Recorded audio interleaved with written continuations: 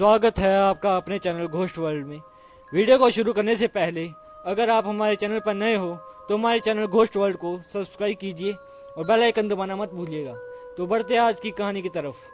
रिया अपने मम्मी सुमन और पापा विनोद के साथ दिल्ली में रहती थी। वह हर साल अपने मम्मी पापा के साथ गर्मी की छुट्टियों में अपनी नानी के घर जाती थी। उसका नानी का घर अलीगढ़ जिले में है। एक बार की बात है, रिया के स्कूल की छुट्टियां पड़ चुकी थी। रिया और सुमन अलीगढ़ जाने के लिए तैयार थे। विनोद को ऑफिस में काफी काम होने की वजह से शाम को छुट्टी मिल पाई। दिन ढल चुका था। सुमन ने कहा, अब रहने दो, अब जाने का समय नहीं है। सुबह होते ही हम अलीगढ़ के लिए निकल जाएंगे। इस पर विनोद ने कहा, हमारे पास खुद की कार है। दिन ढल गया तो क्या हुआ, हमें कौन सा वाहन बदलना है। रिया भी जिद करने लगी, मम्मा अभी चलो ना, मुझे अभी नानी के घर जाना है।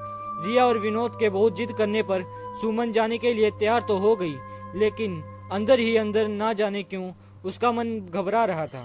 अब रात हो चुकी थी और इन लोगों की गाड़ी सड़क पर चले जा रही थी। रात की वजह से सड़क पर वाहनों का आना जाना कम हो गया था। विनोद कार चला रहा था।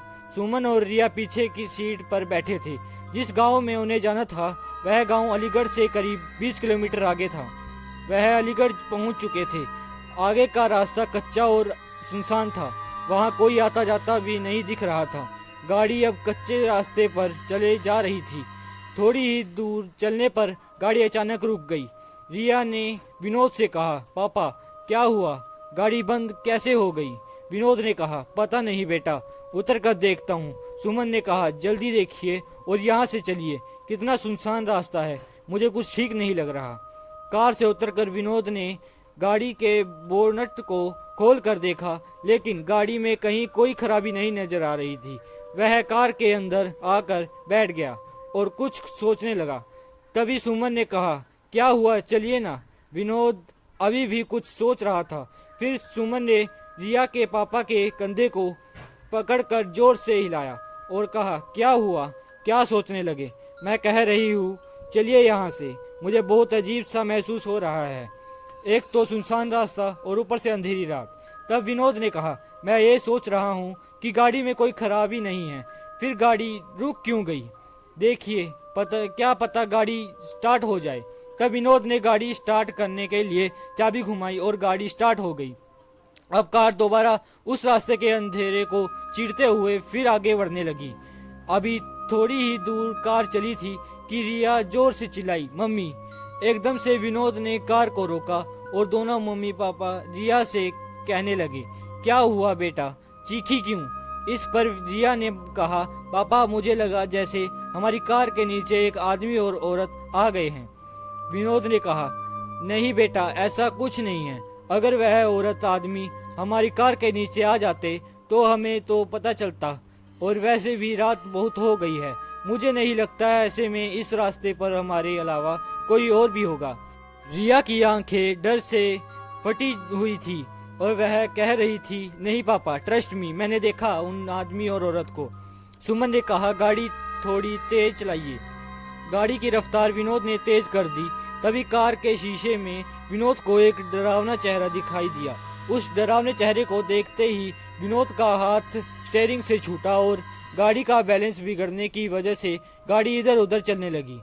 जैसे तैसे करके विनोद ने अपने आप को और गाड़ी को संभाला।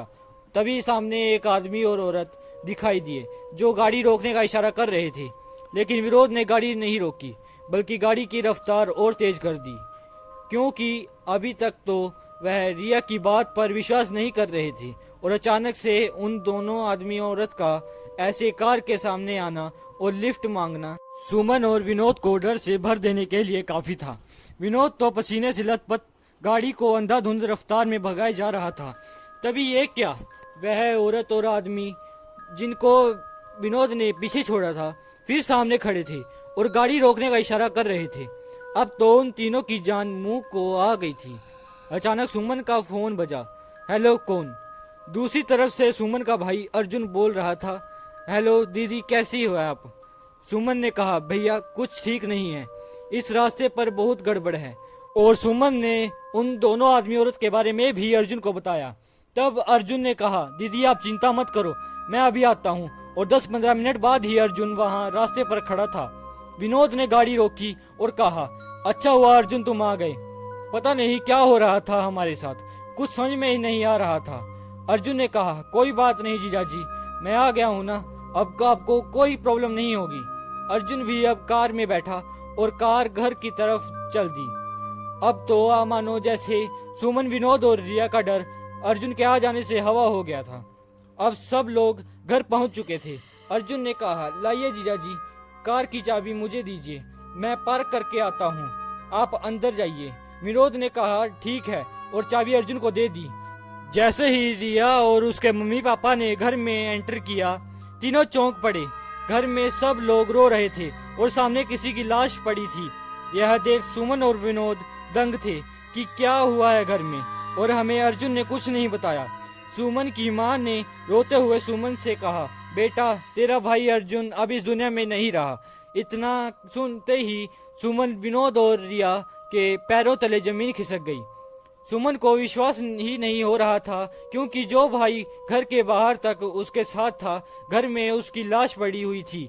यह देखने के लिए कि कहीं यह मेरा वहम तो नहीं, सुमन ने अर्जुन के चेहरे से कफन हटाया। हाँ, यह सच था, सामने जो लाश पड़ी थी वह अर्जुन की ही थी। सुमन के पिता ने बताया कि रात 9 बजे अर्जुन अपनी बाइक से घर आ रहा था, तभी उसकी बाइक को एक ट्रक ने जोरदार टक्कर मारी, जिससे उसके सर में चोट आई और मौके पर ही उसकी मौत हो गई। अगर अर्जुन मर चुका था तो जो बाहर था वह कौन था? दोस्तों, कभी कभी ऐसा होता है कि हमारे अपने हमसे दूर जाने के बाद भी किसी न किसी वजह से जुड़े रह जाते हैं। जैसे घर के किसी सदस्य में मरने वाले का हद से ज्यादा प्रेम, या और भी बहुत सारी वजह हो सकती है।